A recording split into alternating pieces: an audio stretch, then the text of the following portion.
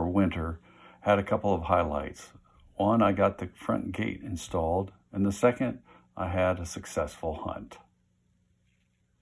Fine piece of deer flesh here that I'm about ready to break down and process.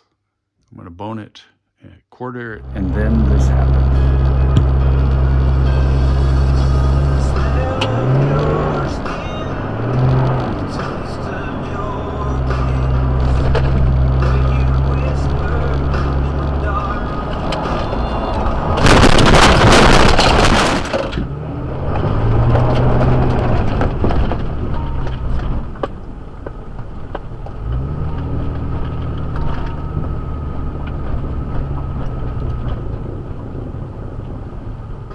The results of going through that ditch peeled the back tire off of the rear rim.